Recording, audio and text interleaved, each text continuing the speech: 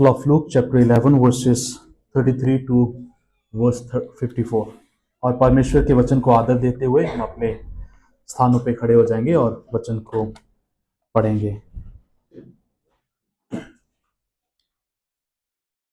कोई मनुष्य दिया जला के तल घर में या पैमाने के नीचे नहीं रखता, परंतु दीवट पर रखता है कि भीतर आने वाले उजियाला पाएं। तेरे शरीर का दिया तेरी आंख है, इसीलिए जब तेरी आंख निर्मल है तो तेरा सारा शरीर भी उजियाला है, परंतु जब वह बुरी है तो तेरा शरीर भी अंधेरा है। इसलिए चौकस रहना कि जो उजियाला तुझ में है वह अंधेरा ना हो जाए। इसलिए यदि तेरा सारा शरीर उजियाला हो और उसका कोई भाग अंधेरा ना रहे तो सबका सब ऐसा उजाला होगा जैसा उस समय होता है जब दिया अपनी चमक से तुझे उजाला देता है। जब वह बातें कर ही रहा था तो किसी फरीसी ने उससे विनती की कि मेरे यहां भोजन कर। वह भीतर जाकर भोजन करने बैठा। फरीसी को यह देखकर अचंभा हुआ कि उसने भोजन करने से पहले स्नान नहीं किया।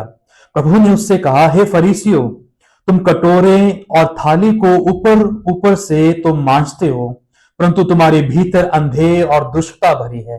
हे निर्बुद्धियों, जिसने बाहर का भाग बनाया, क्या उसने भीतर का भाग नहीं बनाया? परंतु हां, भीतर वाली वस्तुओं को दान कर दो और देखो सब कुछ तुम्हारे लिए शुद्ध हो जाएगा।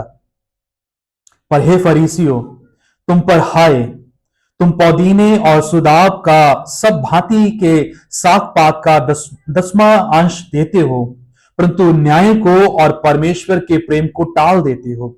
चाहिए तो था कि इन्हें भी करते रहते और उन्हें भी ना छोड़ते। हे फरीसियों, तुम पर हाय, तुम आराधनालयों में मुखे मुखे आसन और बाजारों में नमस्कार चाहते हो।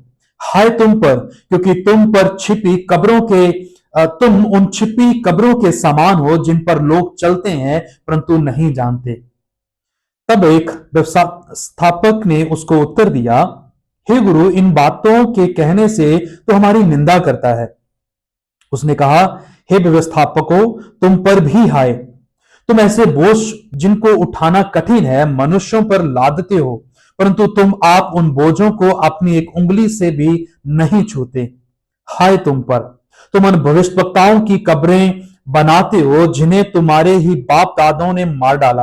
अतः तुम गवाह हो और अपने बाप दादों के कामों से सहमत हो, क्योंकि उन्होंने उन्हें मार डाला और तुम उनकी कब्रें बनाते हो। इसलिए परमेश्वर की बुद्धि ने भी कहा है, मैं उनके पास भविष्यवक्ताओं और प्रेरितों को भेजूंगी और वह उनमें से कुछ को मार डालेंगे और कुछ को सताएंगे, ताकि जितने भविष्यवक्ताओं का लहू जगत की ज्योति से बहाया गया है सबका लेखा इस युग के लोगों से लिया जाए। हाबील को की हत्या से लेकर यकरह की हत्या तक, जो वेदी और मंदिर के बीच में घात किया गया, मैं तुमसे सच कहता हूं उन सब का लेखा इसी समय के लोगों से लिया जाएगा। हाय तुम पर व्यवस्थापकों, पर तुमने ज्ञान की कुंजी ले तो ली, परंतु तुमने आप ही प्रवेश नहीं किया और प्रवेश करने वालों को भी रोक दिया। जब वह वहां से निकला तो शास्त्री और फरीसी बुरी तरह उसके पीछे पड़ गए और छेड़ने लगे कि वह बहुत सी बातों की चर्चा करे, और घात में लगे रहे कि उसके मुंह की कोई बात पकड़े। ये परमेश्वर का वचन है। कृपया बैठ जाएं, हम प्रार्थना करें। प्रभु, आपके मुख से निकले हुए वचन हमारे सामने हैं। आपके वचन का लेखक आपका पवित्र आत्मा हमारे मध्य में है, और प्रभु हम चाहते हैं कि प्रभु आप अपने आत्मा से बोलें और अपने वचन के बीज को हमारे हृदय में भूमि में उपजाएं ताकि वो फल लेके आए। होने दीजिए कि हमारा खुद का घमंड, हमारी झूठी धार्मिकता, हमारा धर्मीपन का मखौटा आपके और हमारे मध्य ना आए। प्रभु आप सीधे रूप से हमसे बात करें, और होने दीजिए कि जिस तरह इजरायलियों ने जंगल में आपकी आवाज को सुनकर अपने हृदय को कठोर किया था, हम वैसा ना करें। हमें दीन बना, हमें नम्र कर और हमें उस मुकाम तक लेके जा जहां पे आप हमें देखना चाहते हैं। अपना अनुग्रह दे प्रभु जी। मसीह यीशु के जीवित नाम से मांग लेते हैं, आमीन। हम देख रहे हैं लूका उसका 11 अध्याय 33 से 54 पद तक। जब भी ज्योति को जलाया जाता है या लाइट ऑन की जाती है तो सभी लोग जो है आनंद मनाते हैं, सबको पसंद है, किसी को अंधेरा जो है पसंद नहीं है। और अंधेरा तब ही कहीं ना कहीं हमें बेचैन कर देता है जब वो हमारी एक्सपेक्टेशन से या हमारी उम्मीद उपेक्षा से परे और उस समय के विपरीत में चलाया जाए। सपोज आप सो रहे हैं और अचानक से आपके कमरे में बत्ती जो है जला दी जाती है तो आपकी आंखें एकदम से बेचैन हो जाती हैं। आप अपने आराम से बाहर निकलना नहीं चाहते और उस बेचैनी, उस परेशानी को कहीं ना कहीं धकेलना चाहते, क्योंकि वो रोशनी कहीं ना कहीं आप में जो सच है उसको उजागर कर रही है। जबकि रोशनी जो है, ज्योति जो है, वो अपने आप में उसका जो अपना अस्तित्व है बहुत आकर्षित करने वाला है, लेकिन बावजूद इसके वो कहीं ना कहीं हमें बेचैन करती है जब वो उन चीजों को हमारे सामने एक्सपोज करती है जिसको हम पूरा प्रयास करके दबोचना चाहते हैं या कहीं कि दबाना चाहते हैं। 33 से लेकर 54 पद तक जो पूरा खंड है वो इसी के इर्द गिर्द घूमता है, जहां पे परमेश्वर उस सच्चाई की ज्योति को इन सो कॉल्ड रिलीजियस पीपल के दरमियान बोलते हैं तो उनको बेचैन करते हैं और कहीं ना कहीं वो सोचते हैं कि हमारा पीछा जो है इस व्यक्ति जो बोल रहा है अर्थात यीशु, जो इस समय में कॉन्फ्रंटेशन कर रहा है, विपरीत चीजों को शिक्षा के रूप में सिखा रहा है जो सुनने के लिए कहीं ना कहीं मुश्किल हो रही है, उसको बंद किया जाए। और ये पैसेज जब हम पूरा ध्यान से पढ़ेंगे 33 से लेकर 54 पद तक, 54 तक, ये एक उदाहरण से शुरू होता है, ज्योति के उदाहरण से शुरू होता है, फिर उसके बाद ताड़ना की जाती है, फिर चेतावनी दी जाती है और अंततः एक तरह का इनविटेशन, निमंत्रण जो है लोगों को दिया जाता है। 4 चीजें जो है एक एक करके इसमें घट रही हैं और इससे पहले यीशु पूरी कहानी का आकलन करें या उसकी समीक्षा करें, वो एक उदाहरण से शुरू करते हैं जिसको हम इस शीर्षक के अंतर्गत देखेंगे, the danger of religious darkness. जो धर्म का अंधकार है या कहें कि धार्मिकता का जो अंधकार है उसका नुकसान क्या है, उसके खतरे क्या है। जो उदाहरण यीशु मसीह यहां पे देते हैं उसको हम पहले पॉइंट के अंतर्गत देखें, light shines but hearts close. ज्योति जो है वो तो उभरती है, जलती है, लेकिन हृदय जो है उसको बंद कर लेते हैं। हृदय कहीं ना कहीं अपने द्वार को, उस ज्योति को भीतर आने से रोक लेते हैं। और यहां पे यीशु मसीह उदाहरण के रूप में शुरू करते हैं और कहते हैं कि कोई मनुष्य दिया जला के तलघर में या पैमाने के नीचे नहीं रखता, परंतु दीपक पर रखता है कि भीतर आने वाले उजियाला पाए। तेरे शरीर का दिया तेरी आंख है, इसीलिए जब तेरी आंख निर्मल हो तो तेरा सारा शरीर भी उजियाला है, परंतु जब वह बुरी है तो तेरा शरीर भी अंधेरा है। जब हम इसको उस कॉन्टेक्स्ट में ले जाके यहूदियों की मत से पढ़ें तो उस समय की विचारधारा के अनुसार यह माना जाता था कि आंखें जो है वो आपके पूरे शरीर का हाल जो है बताते हैं कि आपका शरीर जो है या आपकी सेहत जो है वो किस तरह से है, वो स्वस्थ है, अस्वस्थ है, वो विपरीत परिस्थितियों का सामना कर रही है या सही एक एटमॉस्फेयर में, एक वातावरण में पढ़ रही हैं। लेकिन यहां पे जब यीशु मसीह चर्चा करते हैं तो वो कहते हैं कि अगर कोई दीपक जलाया गया है, अगर कोई दिया जलाया गया है तो उसको छिपा के नहीं रखा जा सकता, उसको अंधकार में दबोचा नहीं जा सकता, उसको हमेशा ऊपर रखा जाता है ताकि वो क्या करे, राहियों को, जो मुसाफिर हैं या उस घर में रहने वाले लोग हैं, उनके लिए ज्योति का कार्य कर सके। लेकिन उसके बाद वो एक कठोर वाक्य को बोलते हैं। 34 पद के दूसरे हिस्से में देखें तो वहां पे लिखा है, जब तेरी आंख निर्मल है तो तेरा सारा शरीर भी क्या होगा, उजियाले से भरा होगा, परंतु जब तेरी नजर जो है या तेरी आंख बुरी है तो तेरा शरीर भी जो है बुरा होगा। हम कई बार जिस संसार में हम रहते हैं, हम अक्सर बोलते हैं कि जब कोई झूठ बोलता है तो वो आंखें नहीं मिला पाता, लेकिन लोगों ने अभी इसको भी डिफीट कर दिया है ना। अभी झूठ भी जो है बड़े फकर के साथ और बड़े कॉन्फिडेंस से बोला जाता है, जहां पे आप आंख से आंख मिला के जो है बातों को कह रहे हैं और बंदे को आगे जो सुन रहा है उसको पता नहीं चल रहा कि ये झूठ बोल रहा है। एक समय था जब ये कहा जाता था कि जब आप झूठ बोल रहे हैं तो आंखें नहीं मिलाएंगे, लेकिन आज आंखें मिलाई जाती है और कॉन्फिडेंस के साथ, अब पूरे विश्वास के साथ, कन्विक्शन के साथ झूठ जो है एक पड़ाव दर पड़ाव जो है रखा जाता है। लेकिन यीशु मसीह इससे पहले कि वो मुख्य मुद्दे पे आए, यीशु मसीह कह रहे हैं कि आंखें जो हैं वो इस बात को दिखा रही हैं कि तुम्हारा शरीर किस अवस्था में चल रहा है। ज्योति को तो तुमने जाना ना, क्योंकि ज्योति जो है वो अपने आप में उस वास्तविकता को प्रकट करती है जिसमें तुम पाए जा रहे हो, क्योंकि वो सच्चाई को आपके सामने रखती है, आपका मार्गदर्शन कर रही है। और सीधे रूप से कहें तो मानो ये हमारे आध्यात्मिक जीवन का एक सिद्धांत है जहां पे परमेश्वर की रोशनी हमारे ऊपर चमकी, उसने हमारा मार्गदर्शन किया, but then after some time, उसके कुछ पश्चात क्या हुआ, हम उस रोशनी में रहते हुए भी क्या हुए, उस रोशनी में नहीं आ पाए। यहां पे अगर हम ध्यान से पढ़ें 33 से लेके 36 पद तक, मुख्य तौर पर यीशु कह रहे हैं कि आंखों में तो रोशनी है, बदन जो बाकी शरीर है वो पूरा अंधकार है। उसमें किसी भी तरह के ज्योति का जो अंश है या कहें ज्योति का जो प्रभाव, उसके सिम्टम्स जो है वो नहीं है। और जब हम मरकुस के सुसमाचार को पढ़ते हैं उसमें एक चीज बहुतायत के साथ मरकुस अपने सुसमाचार में लिखता है कि इट्स द हार्ट प्रॉब्लम, कि लोग जो हैं जो परमेश्वर के पीछे चलते हैं और सो कॉल्ड अपने आप को परमेश्वर के धर्मी जन कहते हैं, वो उस हृदय की बीमारी से ग्रस्त हैं और वो सोच रहे हैं कि सब कुछ सही है। और यहां पे भी लोग जो हैं, जब यीशु मसीह कह रहे थे कि वो रोशनी को तो है उनके पास, लेकिन जो भीतरी है उसके बाद वाला शरीर का हिस्सा जो है वो अंधकार से लथपथ हो रखा है। क्योंकि यीशु मसीह के पीछे जो चलने वाली भीड़ थी उनमें से कुछ ऐसे थे जो विश्वास कर रहे थे, कुछ ऐसे थे जो यीशु मसीह को तिरस्कृत कर रहे थे, या कहें कि रिजेक्ट कर रहे थे, उसमें विश्वास नहीं कर रहे थे। कुछ इसीलिए यीशु मसीह के पीछे चल रहे थे ताकि उन्हें बीमारियों से निजात मिल सके, कुछ इसीलिए यीशु मसीह के पीछे थे ताकि दुष्ट आत्माओं से उनको छुटकारा मिल सके, उनकी जरूरतों की पूर्ति हो सके और रोजमर्रा का खाना जो है कहीं ना कहीं यीशु मसीह उन्हें मुहैया करवा सके। लेकिन रियलिटी क्या थी इसके बीच में, जो वास्तविकता थी वो ये थी कि उनके जीवन में अभी भी रोशनी जो है नहीं आई थी।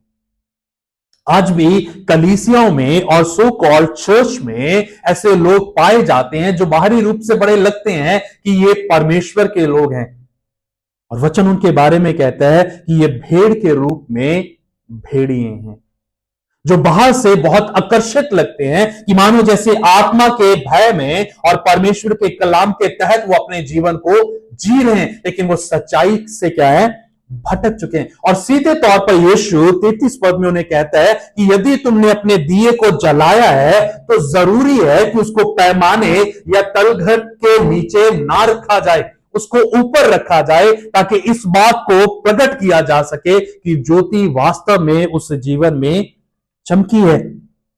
लेकिन दुर्भाग्य ये है कि आज भी बहुत सारे लोग जो हैं इस सच्चाई को नजरअंदाज करते हुए जीते हैं और कहते हैं कि हम प्रभु के लोग हैं, जबकि वो प्रभु में होने के बावजूद भी प्रभु के नहीं है।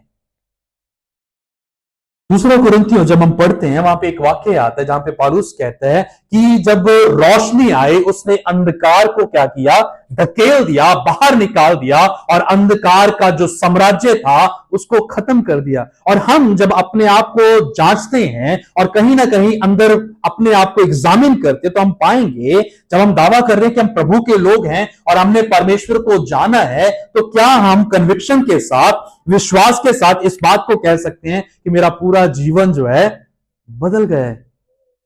क्योंकि देखा जाए तो मैं आज भी यीशु मसीह के साथ अपने हादे दिल से चल रहा हूं। मैंने आज भी अपना पूरा समर्पण जो है परमेश्वर को नहीं किया। रोशनी जो है, मेरा दिया तो परमेश्वर ने जलाया, लेकिन क्या किया, मैंने उस दिए को नीचे रख लिया, जिसको हम कहते हैं वो जीवन जो समझौतों के आधार पर जिया जा रहा है,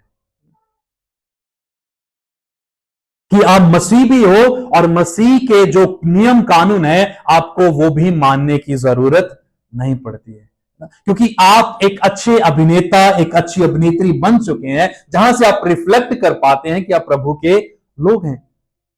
और कलीसिया में अगर देखा जाए, आराधना की जो टीम होती है, जो आराधना करवाने में लीड करते हैं, वो ऐसे होते हैं, जब आगे होते हैं तो इतना आत्मा से भरे होंगे, लेकिन जब आप व्यक्तिगत तौर पर उनके जीवनों को तलाशने लगेंगे, खुरचने लगेंगे, तो पाएंगे कि नहीं, जो स्टेज पे था, दे वर जस्ट अ परफॉर्मर। वो एक प्रदर्शन कर रहे थे जो सच्चाई से बहुत ज्यादा दूर है। और अगर आपको भी मौका मिले स्टेज पे आके कुछ बोलने का, तो मैं आपको यकीन के साथ कह सकता हूं कि आप भी इसी तरह से दिखाएंगे कि मानो आत्मा जो है आप पर उतर आया है। लेकिन जैसे हम बैठेंगे अपने स्थान पर, सामान्य रूप में जाके बैठेंगे, तो पाएंगे कि हम उस आत्मा से बहुत दूर है। हमने कुछ पल के लिए अपने ऊपर वो आत्मा की ओढ़नी जो है, या कहें कि आत्मा का कवच जो है, अपने ऊपर पहन लिया, इस बात को दिखाने के लिए, ताकि ये दिखाया जा सके कि हम ज्योति के लोग हैं। हमने परमेश्वर को जाना है, लेकिन सच्चाई क्या है, हम परमेश्वर को जानते हैं, बावजूद इसके हम परमेश्वर को नहीं जानते। और मरकुस इसको बहुत बखूबी से बताता है। जब हम चौथा अध्याय उसका पढ़ते हैं, तो वहां पे लिखता है कि इनकी आंखें हैं, बट ये देखते नहीं है, इनके कान तो हैं परंतु सुनते नहीं है, आज भी अंधकार में ही चल रहे हैं। और इसीलिए 35 पद में कहता है, इसीलिए चौकस रहना कि जो उजियाले तुझ में है वो अंधेरा ना हो जाए। इसलिए यदि तेरा सारा शरीर उजियाला हो और उसका कोई भाग अंधेरा ना रहे, तो सबका सब ऐसा उजियाला होगा जैसा उस समय होता है जब दिया अपनी चमक से तुझे उजियाला देता है। There is nothing in Christianity a secret disciple. मसीहत में अगर हम देखेंगे, मसीही विश्वास में, तो एक छुपा हुआ चेला जो है, या गुप्तनीय रूप में जीने वाला चेला जो है, ऐसा कोई भी नहीं होता। या तो वो चेला होता है या नहीं होता, या तो वो प्रभु में है या नहीं होता। ऐसा नहीं कि मैं आधा हूं, मैं आधा नहीं हूं।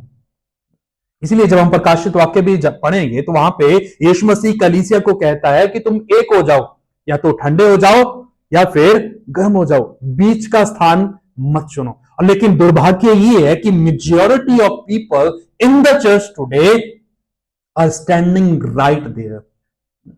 अधिकतर लोग जो कलीसिया में आ जाते हैं, वो उस स्थान पर खड़े हैं जहां पे वो यीशु के होने का भी दावा करते हैं और संसार के होने का भी दावा करते हैं। लेकिन यीशु मसीह कहते हैं, यदि तुम मेरे साथ आओगे, मेरे साथ रिश्ते में आओगे, दोस्ती करोगे, तो सीधे तौर पर तुम संसार के साथ क्या कर रहे हो, शत्रुता कर रहे हो। A friendship with God is a enmity with the world. संसार के साथ वो शत्रुता है।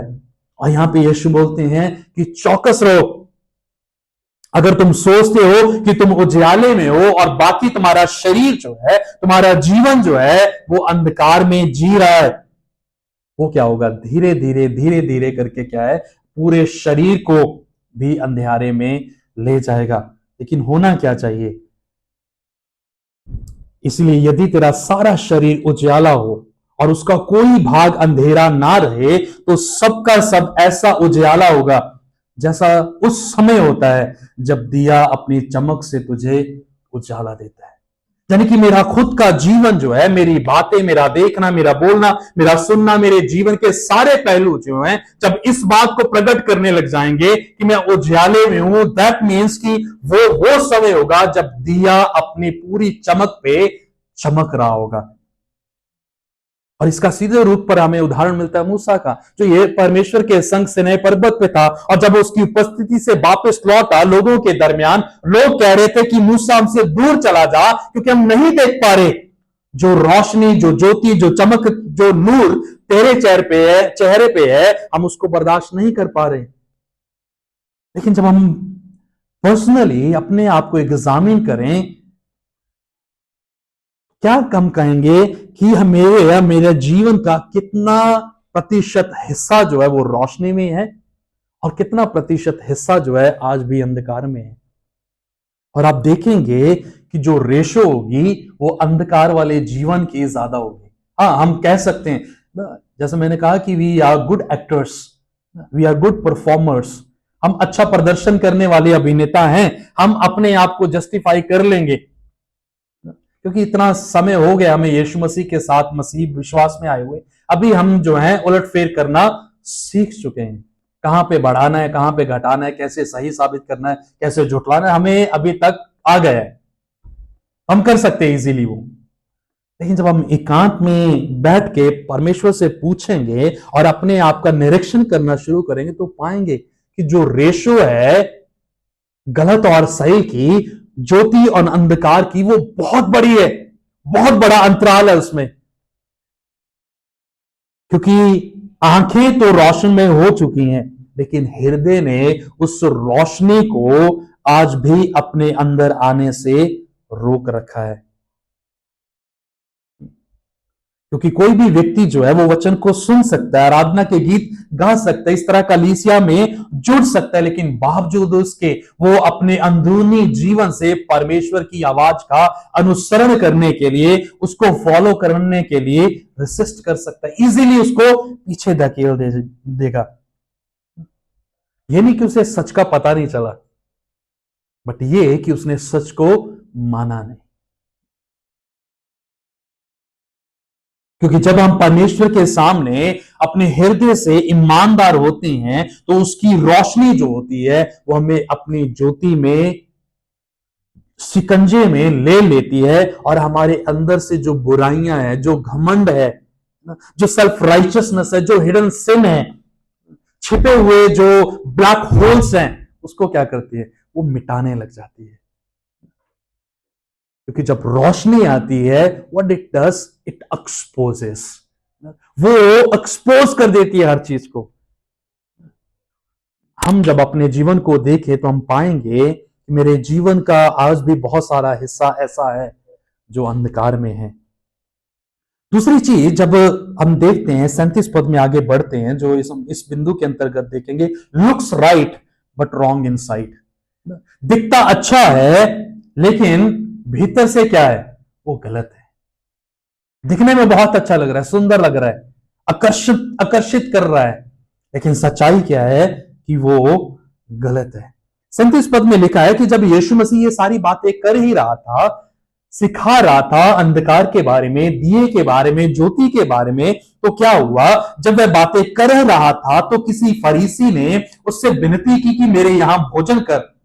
और ये अपने आप में बड़ा आश्चर्यजनक कार्य हो रहा है कि एक फरीसी जो है वो यीशु मसीह को अपने घर भोजन के लिए बुला रहा है और कह रहा है कि तू आ और मेरे घर आके भोजन कर। 38 वचन, फरीसी को यह देखकर अचंबा हुआ कि उसने भोजन करने से पहले स्नान नहीं किया। अचंबा क्या हुआ कि जो फरीसी लोग जिन्होंने यीशु मसीह को निमंत्रण दिया था कि वो आए और उसके साथ भोजन करें, वो करने क्या लगे, बजाय यीशु मसीह उसको अप्रिशिएट करता, बजाय यीशु मसीह उसकी सराहना करता कि आपने मुझे निमंत्रण दिया, यीशु मसीह ने क्या करना शुरू कर दिया, ताड़ने लग गया। अगर एक बार आप यीशु मसीह की जगह अपने आप को रख के देखें और सोचें कि यदि यीशु मसीह आपको कोई अपने घर में खाने के लिए बुलाए और आप उसमें कमियां निकालने लग जाओ, है ना, कि नमक कम है, नमक ज्यादा है, मिर्च ज्यादा है, ये वो चीजें अच्छी नहीं बनी, तो क्या जो होस्ट है, जो मेजबानी कर रहा है, वो क्या कहेगा, मैंने गलती कर ली इसको बुला के, अच्छा होता इसको बुलाता ही ना। यीशु मसीह के साथ ऐसा ही हुआ। क्या लिखा हुआ है 39 पद में आ जाएं। 39 पद में प्रभु ने उससे कहा, जब उन्होंने बोला कि ये व्यक्ति अर्थात यीशु जो है वो बिना स्नान किए अंदर आ गया है, स्नान नहाना नहीं है यहाँ पे, ठीक है, हाथ धोना है। प्रभु ने उससे कहा, हे फरीसियों, तुम कटोरे और थाली को ऊपर ऊपर से तुम मांजते हो, परंतु तुम्हारे भीतर अंधेर दुष्टता भरी है। हे निर्बुद्धियों, जिसने बाहर का भाग बनाया, क्या उसने भीतर का भाग नहीं बनाया? परंतु हाँ, भीतर वाली वस्तुओं को दान कर दो, तो देखो सब कुछ तुम्हारे लिए शुद्ध हो जाएगा। क्या हुआ? क्योंकि जब हम इसको समझेंगे, मूसा की व्यवस्था के अनुसार ये कानून था कि जब आप खाना खाने बैठो तो अपने हाथ को अच्छे से धो लो, और एक हाथ का पानी जो है वो दूसरे हाथ पर नहीं पड़ना चाहिए। और जिस बर्तन में पानी को डाला जाता था वो बहुत बड़ा जग होता था जिसके दोनों तरफ कुंडे होते थे, एक तरफ नहीं है, क्योंकि अगर आप एक तरफ से पकड़ रहे हो तो वो एक हाथ जो गंदा है आपने जग को क्या कर दिया, अशुद्ध कर दिया। एक कुंडा पकड़ के उंडेला जाता था और जब ये हाथ धोना है तो इधर से पकड़कर उंडेला जाता था। यीशु मसीह भीतर जाते हैं घर में और वो बिना हाथ धोए चले जाते हैं।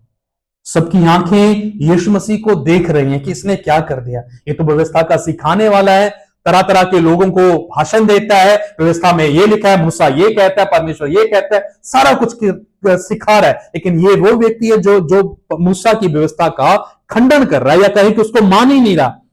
यीशु मसीह ने कहा 39 पद में प्रभु ने उससे कहा, हे फरीसियों, तुम कटोरे और थाली को ऊपर से तुम मांजते हो परंतु तुम्हारे भीतर अंधेर और दुष्टता भरी है। जब हम बर्तन धोते हैं, मैं सोचता हूं कि कभी ना कभी हम सभी ने बर्तन धोए होंगे अपने अपने घरों में। जब हम बर्तन धोते हैं, अगर पहले नोट नहीं किया तो आज जरूर करना, जब आप बर्तन धोएंगे अब बर्तन को पहले अंदर से साफ करते हैं फिर उसको बाहर से साफ करते हैं। ऐसा कभी भी नहीं होता कि आप पहले बाहर से करेंगे फिर अंदर से करेंगे, पहले अंदर से होता है।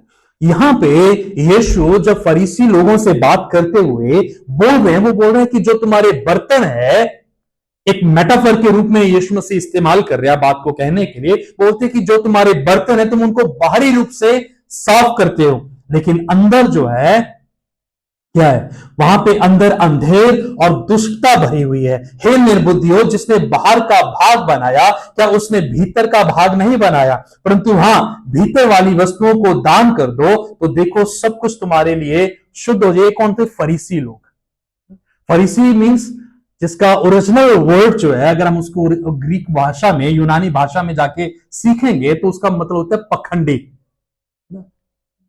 जो प्रिटेंड करता है, दिखावा करता है कि वो जो कर रहा है वो बिल्कुल सही है। और इसको अगर हम अच्छे से और समझना चाहते हैं तो मैं सोचता हूं कि मत्ती का सुसमाचार जो है उसका 6 अध्याय हमारी बहुत हेल्प करता है। 5 और 6 अध्याय जो फरीसियों के ऊपर पूरा एक सार है कि फरीसी लोग अपने आप को धर्मी दिखाने के चक्कर में क्या क्या करते हैं।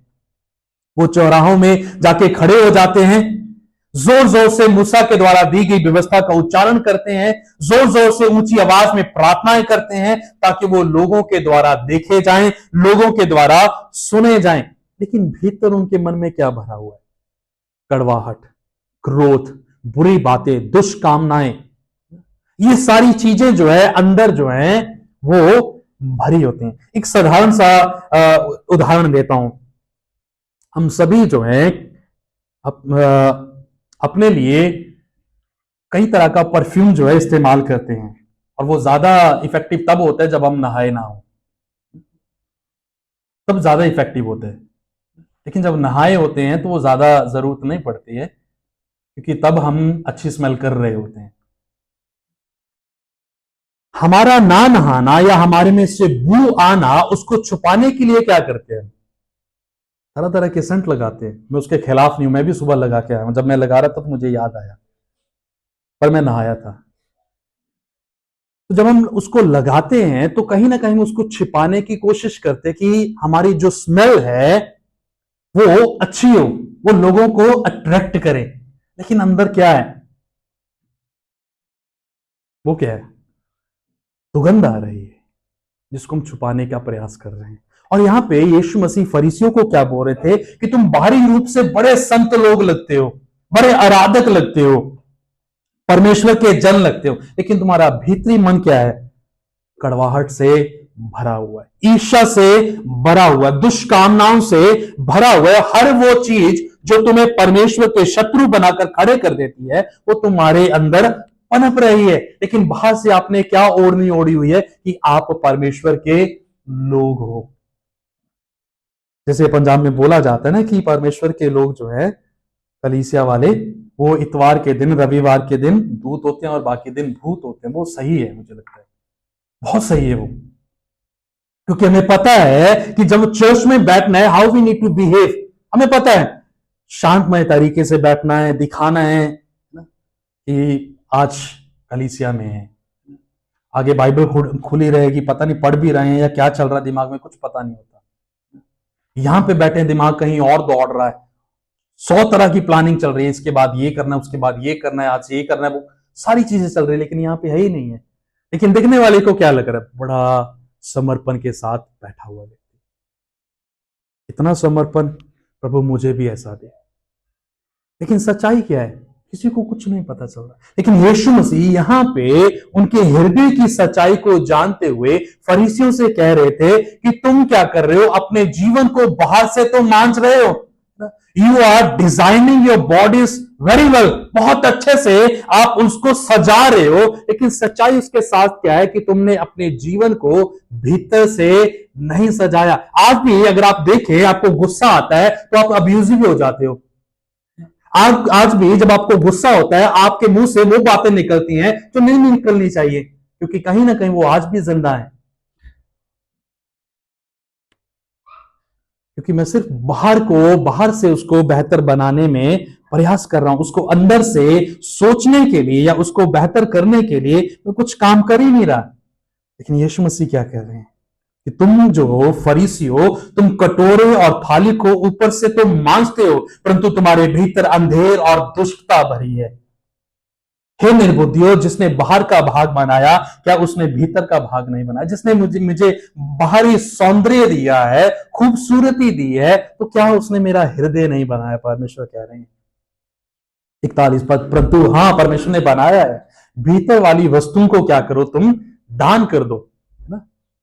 तो देखो सब कुछ तुम्हारे लिए शुद्ध हो जाएगा, क्योंकि बाहरी रूप से तो तुम साफ ही हो ना, बाहरी रूप से तो आप बहुत अच्छे हो, प्रॉब्लम तो अंदर की है। तो ऐसा करो, अंदर की जो चीजें हैं उनको क्या कर दो? दान कर दो। क्या है हमारे अंदर?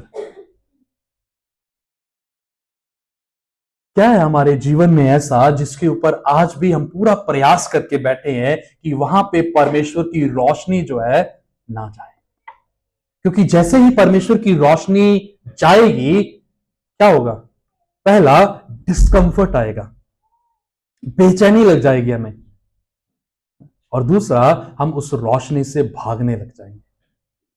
और यहां पे जब यीशु मसीह को बुलाया गया कि भाई आइए हमारे साथ भोजन कीजिए, यीशु मसीह ने कहा तुम मेरे पे उंगली उठाते हो, तुम्हारे खुद के बर्तन जो है वो खराब हैं, गंदे हैं वो। उसके बाद 42 पद में आ जाए मेरे साथ, वहां पे लिखा है, पर हे फरीसी हो, तुम पर हाय, तुम पुदीने और सुदाफ का और सब भांति का के साग पात का 10वां अंश देते हो, परंतु न्याय को और परमेश्वर के प्रेम को टाल देते हो। चाहिए तो था कि इन्हें भी करते रहते और इन्हें भी ना छोड़ते। हे फरीसियों, तुम पर हाय, तुम आराधनालयों में मुख्य मुख्य आसन और बाजारों में नमस्कार चाहते हो। हाय तुम पर, क्योंकि तुम उन छिपी कब्रों के समान हो जिन पर लोग चलते हैं परंतु नहीं जानते। मैं सोचता हूं कि अगर मैं वहां पे होता तो मैं यीशु मसीह को कह रहा, भाई बस कर जाए, बहुत हो गया। कई बार होता है ना, जब कोई दूसरा व्यक्ति बोल रहा होता है और उसका सच जो आपसे बर्दाश्त नहीं हो रहा होता, क्या करते हैं? आप उसके सामने हाथ जोड़ लेते हैं, बस अभी बहुत हो गया, अभी और सुन नहीं पाऊंगा मैं। जब यीशु मसीह बोल रहे थे, और शायद फरीसी लोग ऐसा कह रहे कि आज पंगा ले लिया हमने यीशु मसीह को बुला के, बेहतर होता कि ये किसी और के घर खाना खाता या भीड़ को खाना खिला रहा होता, इसको नहीं बुलाना चाहिए था। और मैं सोचता हूं कि हमारा खुद का अनुभव जो है, ऐसा कभी नहीं रहा होगा कि हमने किसी मेहमान को बुलाया और वो हमें ही उल्टा कोसने लग गया कि तुम ऐसे हो, तुम वैसे हो। यीशु मसीह कहने लगा, क्या चीजों के ऊपर तंज कस रहा है यीशु मसीह? क्या किस बात के लिए ताड़ना कर रहा है? ये फरीसी लोग क्या कर रहे थे? परमेश्वर का जो दशवांश था बखूबी से दे रहे थे। ना सिर्फ दशवांश दे रहे थे, वो क्या कर रहे थे? अपने खाने का हिस्सा भी दे रहे थे। क्या लिखा है? तुम पुदीने और सुदाब का और सब भांति के साग पात का दशवांश जो है तो देते हो, कोई कमी नहीं है। कई बार होता है ना कि हम यीशु मसीह को या परमेश्वर को खरीदना चाहते हैं, हमने कोई बड़ी ऑफरिंग दे दी, 50 से बढ़कर नोट जो है ऑफरिंग में डाल दिया, तो हम सीना चौड़ा कर, आज मैं 50 से ज्यादा ऑफरिंग में डाल के आया, इस बार मैंने टाइट जो है वो निकाला है। मैंने घमंड नहीं है, वो तो करना ही है। यहां पे यीशु मसीह कह रहे हैं ये अच्छा है तुम कर रहे हो, लेकिन हाय तुम पर, तुमने सिर्फ यही किया, परंतु 42 पद में न्याय को और परमेश्वर के प्रेम को क्या करते हो, तुम टाल देते हो। चाहिए तो ये था कि तुम ये भी करो और परमेश्वर के न्याय और उसके प्रेम की चर्चा भी करो, लेकिन तुमने क्या किया, you have chosen the light part, जो हल्का हिस्सा था आपने वो करने शुरू कर दिया। जीवन कैसा है उससे कोई मतलब नहीं है। मैं ऑफरिंग दे रहा हूं, मैं टाइप दे रहा हूं, मैं जो कलीसिया में जा रहा हूं, मैं हर तरह की एक्टिविटी जो है उसमें पूर्ण रूप से इन्वॉल्व भी हो जाता हूं, लेकिन यीशु मसीह क्या कर रहा है, मुझे इससे मतलब नहीं है, मुझे मतलब तेरे से है। तुलना किस चीज के साथ कर रहे हैं, 44 पद में आ जाएं। हाय तुम पर फरीसियों, क्योंकि तुम उन छिपी हुई कब्रों के समान हो जिन पर लोग चलते हैं परंतु जानते नहीं। जिंदा लोग जो हैं वो कैसे हैं, छिपी हुई कब्रों के समान है। और जो बैठा यीशु मसीह को सुन रहा होगा, मैं सोचता हूं कि उस बंदे ने अपने कानों में उंगलियों को डाल दिया होगा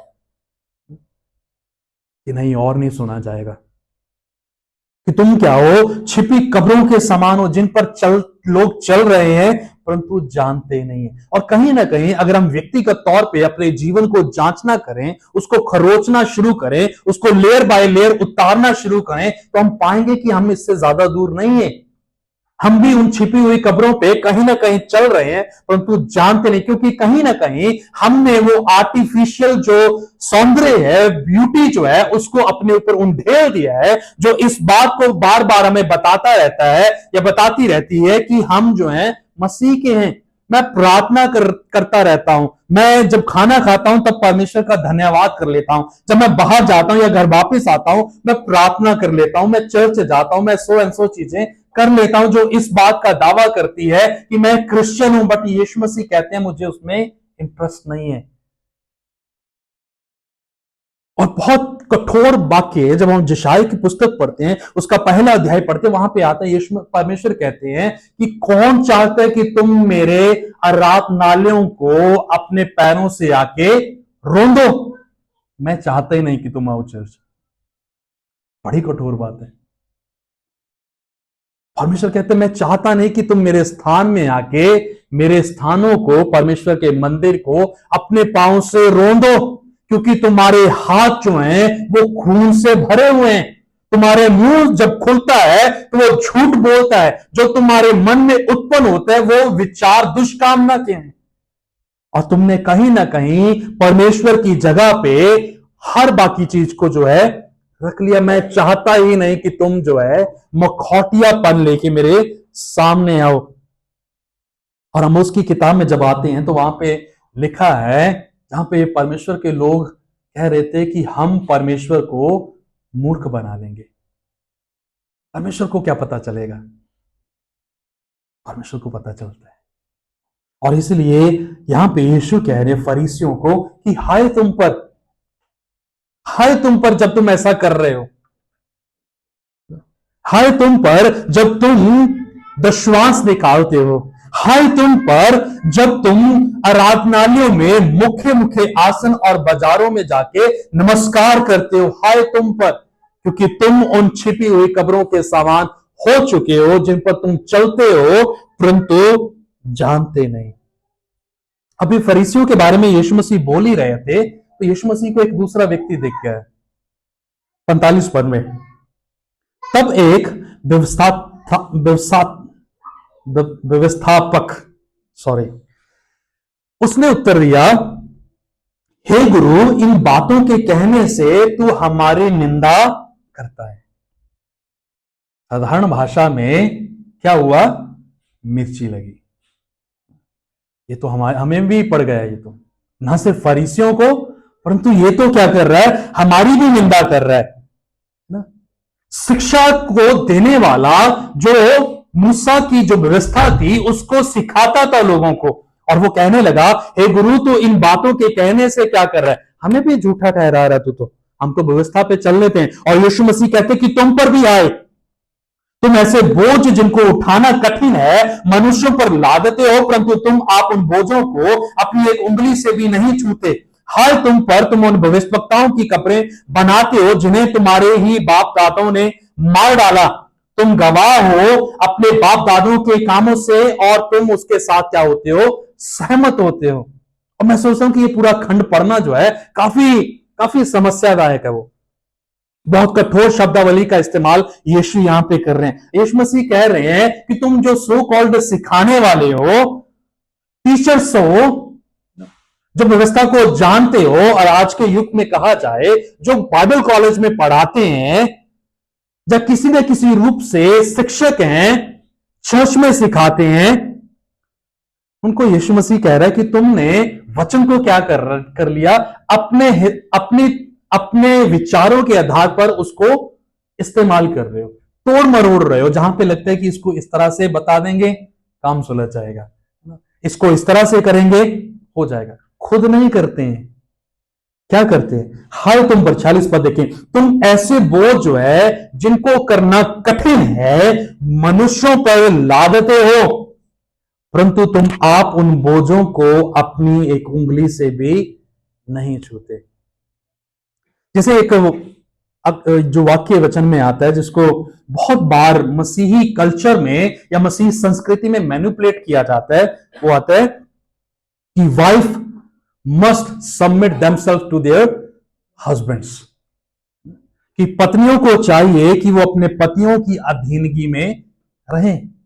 और सारे पति जो हैं बड़े फख्र से इस बात को या इस पद को कोट करते हैं, क्योंकि वचन कहता है कि तुम्हें मेरी अधीनगी में चलना पड़ेगा। लेकिन वो भूल जाते हैं उसी मसीह ने यह भी कहा था कि लव योर वाइफ्स, अपनी पत्नियों को प्रेम करो। हम क्या है, हम सिर्फ सबमिशन को पाना चाहते ताकि बेहतर लगे कि भाई मैं बड़ा हूं, मेरा स्थान जो है, मेरा ओहदा जो है बड़ा है। लेकिन सच्चाई क्या है? परमेश्वर पहले मुझे कह रहे हैं कि उसे प्रेम कर, फिर उसके बाद उससे जो उम्मीद की जाती है कि she has to submit herself, कि उसको अपने आप को अपने पति के अधीन करना पड़ेगा। और हम सारे पति जो हैं कहीं ना कहीं इस वाक्य से एग्री करेंगे कि हम सबमिशन तो चाहते हैं लेकिन हम प्रेम नहीं कर पाते। और यहां पे ये जो शिक्षा के सिखाने वाले थे, मूसा की व्यवस्था को बहुत अच्छे से जानते थे, वो क्या कर रहे थे? दूसरों को लागूकरण सिखा रहे थे। इकट्ठे जब होते थे आराधनालयों में, छोटे झुंडों में जब बैठते थे, तो वो कहते थे कि मूसा की व्यवस्था में लिखा है कि तू यहोवा अपने परमेश्वर को अपने पूरे प्राण से प्रेम कर, अपने पूरे हृदय से प्रेम कर। लेकिन खुद क्या करते थे? और मुझे कई बार ना इस बात का डर लगता है कि मैं सोचता हूं कि ज्यादा लोग जो नरक में जाएंगे उसमें ज्यादा गिनती पास्टरों की होगी, बाकी तो शायद बच जाएं, क्योंकि हम उस मुकाम पे हैं जहां पे हम वचन को तोड़ मरोड़ के कुछ भी बोल देंगे, क्योंकि आप में से कोई नहीं सवाल करने के आएगा भाई क्या बोला था आज।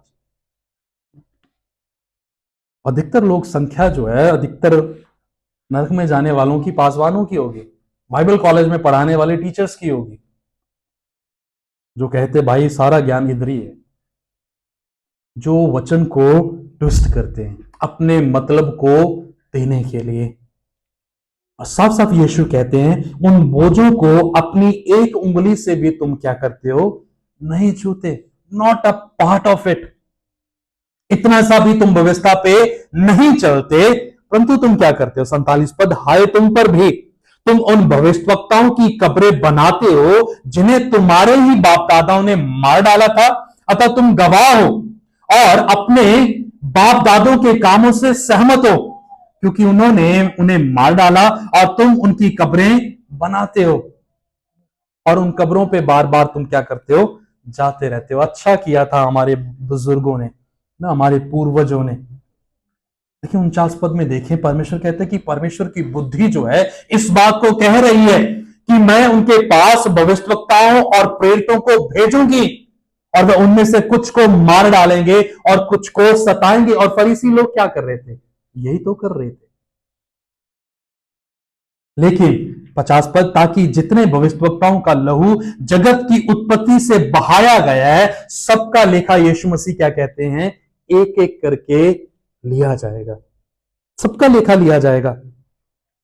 क्योंकि ये व्यवस्था को मानना चाहते हैं लेकिन सीधे तौर पर जो व्यवस्था देने वाला है उसको परे कर देते हैं। और कहीं ना कहीं जब हम व्यक्तिगत तौर पे अपने जीवन को जांचने लगेंगे तो हम पाएंगे कि हम कहीं ना कहीं इसी दौर में चल रहे हैं। यहाँ पे जब हम वचन को पढ़ते हैं, उसको दूसरे के जीवन में इंप्लीमेंट करना चाह रहे हैं, दूसरे के जीवन में बदलाव को देखना चाह रहे हैं, लेकिन मेरे खुद का जीवन जो वो सत्यानाश हो रखा है।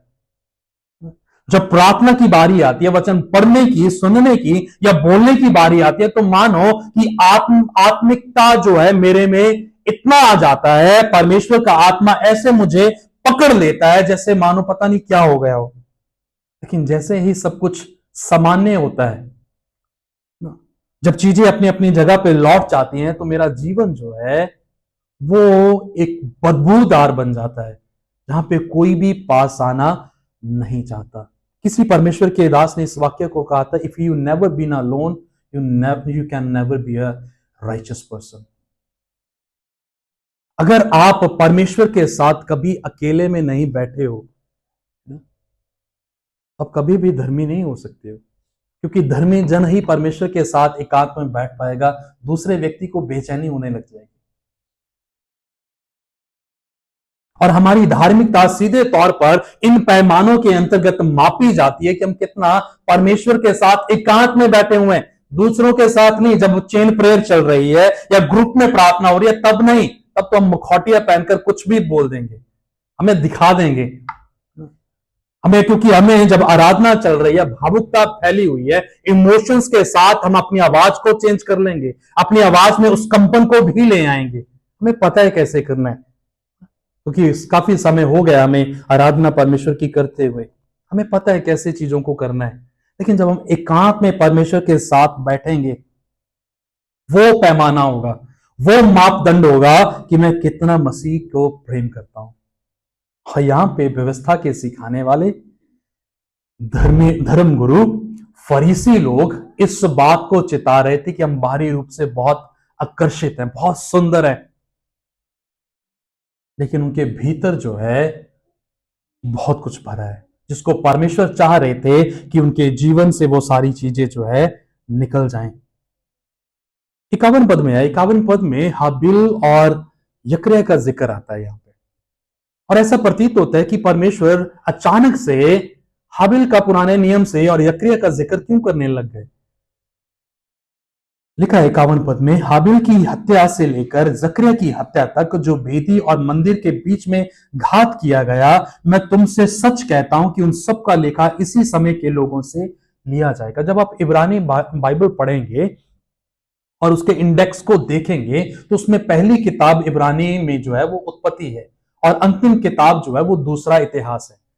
पहली किताब उत्पत्ति में हाबिल का जिक्र आता है, दूसरा इतिहास के अंतिम अध्याय में जकरिया का जिक्र आता है। और जब यीशु मसीह इस बात को कह रहे थे, तो वो पुराने नियम को कोट कर रहे थे कि हाबिल से लेके जकरिया तक जितने भी भविष्यवक्ता हुए, जितने भी परमेश्वर के जन समय दर समय आके बोलते रहे और उनको मौत के घाट उतार दिया गया, परमेश्वर कहते कि उन सब का हिसाब जो है तुमसे लिया जाएगा।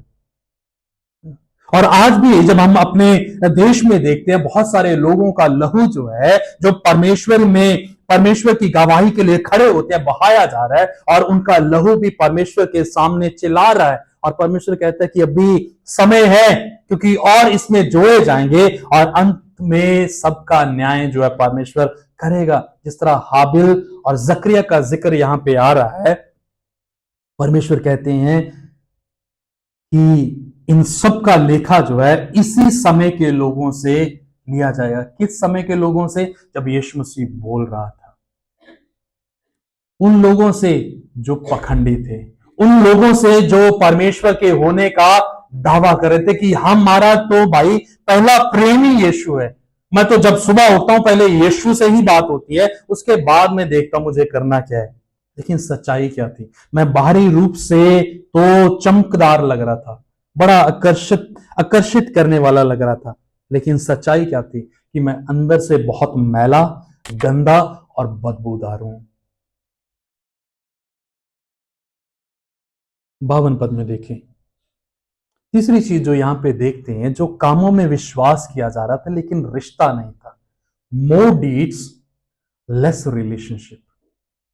कई बार हम परमेश्वर के कामों को करने में इतना व्यस्त हो जाते हैं कि हम भूल जाते हैं कि मेरा इसके साथ रिश्ता है, मैं परमेश्वर के साथ जुड़ा हुआ हूं। कई बार जब हम अपने परिवार में अपने पति से या अपनी पत्नियों से लड़ते हैं और लड़ाई इतनी हद तक चली जाती है जहां पे हम इस बात को बोलने लग जाते हैं कि मैं तेरे साथ इसीलिए हूं क्योंकि मैं बच्चे बीच में आ रहे हैं, अगर बच्चे नहीं होते तो मैं कब से छोड़ देता तुझे। उधर पत्नी बोल रही होती है, दूसरी तरफ पति बोल रहा होता है। जो हस्बैंड वाइफ का रिलेशनशिप है, अगर वो किसी तीसरे पिलर के ऊपर खड़ा हुआ है तो मानो वो सिर्फ एडजस्टमेंट हो रही है, रिश्ता खत्म हो चुका है।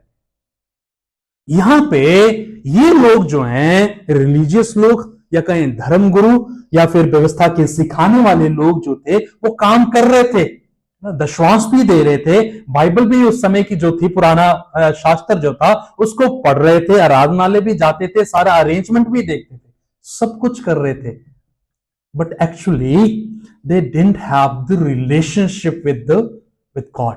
परमेश्वर के साथ रिश्ता ही नहीं था। 52 पद को देखें, जो सिखाने वाले हैं, परमेश्वर कहते हैं कि तुम पर भी हाय, तुमने ज्ञान की कुंजी ले तो ली, परंतु तुमने आप ही प्रवेश नहीं किया, और प्रवेश करने वालों को भी क्या कर लिया, रोक लिया। तुमने क्या किया, ज्योति चमकाई, फिर क्या किया, ज्योति के अनुसार जीवन को नहीं जिया, खुद भी मरे और बाकियों को भी ले डूबे।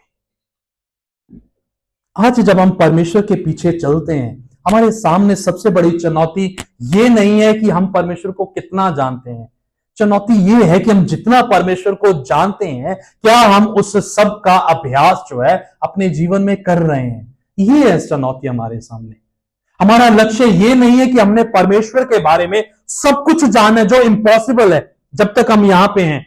जब परमेश्वर के संग बादलों में उठाए लिए जाएंगे और परमेश्वर के सामने पेश किए जाएंगे, तब हम जान पाएंगे। लेकिन जब तक जमीन पे हैं, हम परमेश्वर को उसके पूरे अस्तित्व में नहीं जान पाएंगे। तो उसके बीच में सवाल ये आता है कि जो मैं परमेश्वर को जानता हूं, क्या मैं उसका अभ्यास कर रहा हूं। Do I have relationship with God. यह मेरा रिश्ता परमेश्वर के साथ लेन देन का है। मैं प्रार्थना करूंगा, परमेश्वर तू मुझे ये दे देना, मैं प्रार्थना करूंगा, परमेश्वर तू मुझे ये मुहैया करवा देना।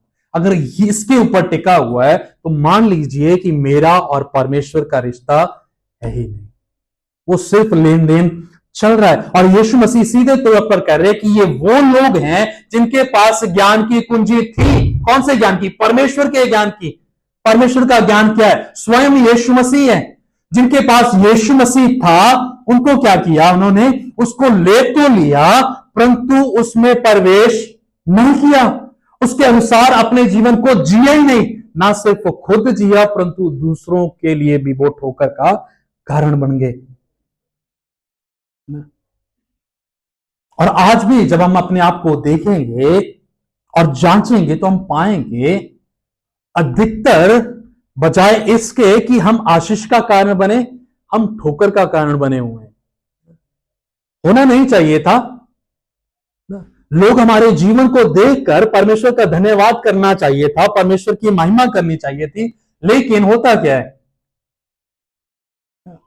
हमारे जीवन को जांचकर, हमारे चरित्र को, हमारे व्यवहार को देखकर लोग क्या होते हैं, ठोकर खाते हैं। ऐसे लोग भी मसीह में होते हैं क्या? ऐसे भी मसीह लोग होते हैं। क्यों? क्योंकि हमने ज्ञान को ले तो लिया है, हमने यीशु मसीह को जाना तो है कि वो सृष्टिकर्ता परमेश्वर है, उद्धारकर्ता बनकर इस जमीन पर आ गया और मेरे पापों के प्रायश्चित के लिए उसने क्रूस पर अपने आप को दे दिया। उसके हाथ पांव में कीलें ठोकी गई, उसके सिर पर कांटों का ताज डाल दिया गया, उसके मुंह पे थूका गया, उसको लज्जित किया गया, शर्मिंदा किया गया। मैं जानता हूं, लेकिन कितनी दफा ये सच्चाइयां जो हैं मेरे अंदर एक खलल को पैदा करती हैं, मुझे बेचैन करती हैं। नहीं करती हैं, नहीं करती हैं। शुरू शुरू में बड़ा कायल करते, बड़ा रोना भी आता था जब यीशु मसीह के दृश्य को याद करते, कैसे उस पर ताड़ना की जा रही थी, कैसे कैसे उसको कोड़ों से मारा जा रहा था, कैसे जब कोड़े बरसते थे कैसे उसकी चमड़ी को वो कीलें छीन रही थी। लेकिन आज देखेंगे तो ज्यादा फर्क नहीं पड़ता है। क्यों? क्योंकि हमने जो है ज्ञान लिया लेकिन उसके साथ में बने नहीं रहे। आज भी अगर हम देखें व्यक्तिगत तौर पे हम अधिकतर यीशु मसीह को सिर्फ बुद्धि से जानते हैं, रिश्ता नहीं है। रविवार आता है तो अचानक से हमें रिमाइंडर आ जाता है कि आज भाई कलीसिया में जाना है, but have we prepared to come? हमने तैयारी की उसके लिए? नहीं की। और कहीं ना कहीं ये पूरा खंड जो है हमारे सामने एक आईना है जो हमें दिखा रहा है कि हम जो अपने आप को मसीह के लोग कहते हैं हम है भी या नहीं है।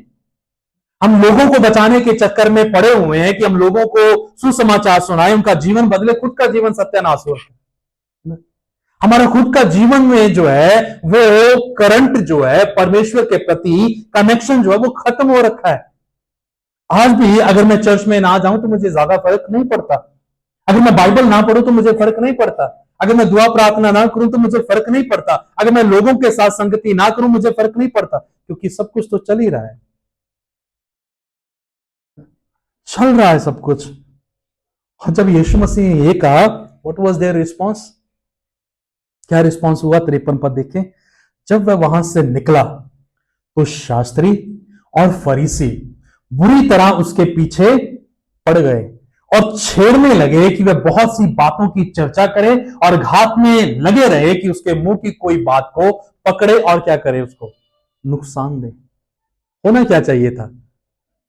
होना क्या चाहिए था कि परमेश्वर ने जब उनको आईना दिखाया कि तुम वास्तविक में ये हो, सरेंडर करना चाहिए था। जैसे भाई राजेंद्र बार बार आराधना में बोलते रहते हैं समर्पण समर्पण समर्पण, इतना बार बोलते हैं कानों में वो दर्द करने लग जाता है कई बार, लेकिन रियलिटी तो वही है। इनके लिए भी था, इनके लिए भी था वो। परमेश्वर की एक्सपेक्टेशन जब सच्चाई को बोला जा रहा था तो यही थी कि वो समर्पण करें, लेकिन हुआ क्या? वो समर्पण को छोड़कर दूसरे हिस्से में चले गए कि भाई इसको और ज्यादा हम क्या करते हैं, प्रवोक करते हैं, कुछ बात ऐसी बोलेगा जिससे हम इसको पकड़ लेंगे। आज हम भी ऐसे ही कर रहे हैं। परमेश्वर समय दर समय अपने आईने को, अपने अपने वचन की आईने को हमारे सामने रखता है, जहां पे हमें ये एहसास दिलाया जाता है कि हम कितना परमेश्वर में होने के बावजूद भी परमेश्वर से दूर हैं। लेकिन क्या होता है, ये चीजें एक मोटिवेट अस, अच्छी लगती है सुनने में, और अचानक से मन में पनपने लग जाते हैं विचार, नहीं भाई प्रार्थना शुरू कर से, उपवास भी किया जाएगा, मैं वचन पढ़ूंगा, मैं वचन पढ़ूंगी। सुबह हुई फिर वही के वही, क्योंकि जो वचन है हमने उसको लिया, उसके साथ नहीं रहे। जब मैं वचन खत्म करता हूं, पता नहीं शायद आपने कभी ध्यान दिया होगा या नहीं दिया, जब भी मैं प्रचार खत्म करके प्रार्थना करता हूं उसमें अंतिम लाइन ये होती है कि प्रभु जो हमने वचन सुना है उसकी रखवाली करना, और आपका आत्मा जो है हमें पूरे सप्ताह में जो है वो याद दिलाता रहे, क्योंकि हम भूल जाते हैं, बाकी सारी चीजें याद रहेंगी, वचन क्या था, क्या कह रहा था, वो हम जो है भूल जाते हैं। और लोग जो थे उसकी ताक में बैठे थे कि कब इसको घात किया जाए, कब इसका मुंह जो है बंद किया जाए। और आज भी हमारे देश में, हमारे आसपास में यही किया जा रहा है, सच्चाई का मुंह बंद किया जा रहा है। लेकिन आज भी जब हम कलीसियों में देखते हैं परमेश्वर के दास जन जो वफादारी के साथ परमेश्वर की सच्चाइयों को विश्वास योग्यता के साथ सच्चाइयों को बता रहे हैं, लेकिन हो क्या रहा है, उनका मुंह बंद किया जा रहा है। होना क्या चाहिए था कि प्रत्युत्तर आता, जवाबदेही आती, रिस्पॉन्सिबिलिटी आती, है ना, आज्ञाकारिता में जीवन बदला जाता, लेकिन वो उसके विपरीत रहा है। तो हमारे सामने भी चुनौती यही है कि जो परमेश्वर की ज्योति हमारे ऊपर चमकी आज के दिन एटलीस्ट, उस ज्योति के साथ हम क्या करेंगे? अगर वो ज्योति को हमने उसके ऊपर कार्य ना किया, वो क्या होगा? वो ज्योति भी अंधकार के द्वारा दबोच ली जाएगी। परमेश्वर का वचन हमें बड़ी चुनौती देता है कि जो परमेश्वर का ज्ञान, परमेश्वर का अपना अस्तित्व उसने मसीह यीशु के रूप में हमें दिया है, हम उसके साथ क्या कर रहे हैं। पिछले सप्ताह मैंने आपके सामने सवाल रखा था कि हम कैसे हैं, हमारा हृदय अंदर से कैसा है। और आज का सवाल जिसके साथ मैं छोड़ना चाहूंगा वो ये है कि हम जो परमेश्वर ने हमें दिया है उसके साथ क्या कर। परमेश्वर ने अपना ज्ञान हमें दिया, परमेश्वर ने अपना इकलौता पुत्र हमें दिया, परमेश्वर ने अपने वचन हमें दिए, अपनी प्रतिज्ञाएं हमें दी, अपनी आज्ञाएं हमें दी, उसके साथ हम क्या कर रहे हैं। वो ज्योति जो हमारे अंदर उसने चमका दी, उसके साथ हम क्या कर रहे हैं। और यदि आज भी हम उस ज्योति को नजरअंदाज करते आ रहे हैं तो जरूरी है कि हम उसकी ओर पलट के देखें,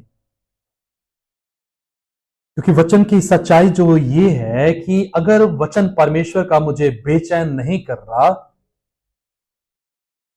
अगर मेरे अंदर वो खलबली पैदा नहीं कर रहा, अगर वो मुझे पापी होने का एहसास नहीं करवा रहा, तो कहीं ना कहीं मैंने वचन को क्या कर लिया, ट्विस्ट कर लिया है कि वो सुनने में अच्छा लगे। और इसीलिए मैंने वचन के जरिए बोला था इस बात को कि जब आप किसी को अपने घर बुलाएंगे, आप ये उम्मीद नहीं कर रहे कि वो व्यक्ति आपकी ताड़ना करना शुरू कर दे, आपके बारे में बुरा बोलने लग जाए। चाहे आप बुरे हो फिर भी नहीं बोलेगा, खाना अच्छा ना बनाओ फिर भी वो नहीं, बहुत अच्छा था, घर में आके वो जरूर नमक कम था, मजा नहीं आया, लेकिन उसके सामने नहीं बोलेगा वो। यीशु मसीह ऐसा नहीं करते।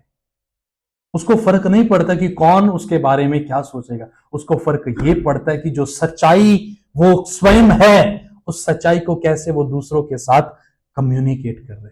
आज हमारे साथ भी है कि जो सच्चाई परमेश्वर ने हमें दी है, उस सच्चाई के साथ क्या कर। अगर आज भी हम थोड़ी रोशनी में और ज्यादा अंधकार में बसे हुए हैं, तो अब परमेश्वर अभी भी हमें बुलाता है कि हम आज भी अपनी जुबान को जांचें, अपनी आंखों के दृश्यों को जांचें, अपने कानों में पड़ने वाली आवाजों की छानबीन करें, अपने मार्गों का निरीक्षण करें कि हम किन रास्तों पे चल रहे हैं। और जब हम ऐसा करेंगे तो हम अपने असली रूप को देख पाएंगे। अदरवाइज इन धर्मगुरुओं के समान, फरीसियों के समान, सो कॉल्ड जो शिक्षक थे, जो व्यवस्था को सिखाने वाले थे, उनके समान हम बने रहेंगे।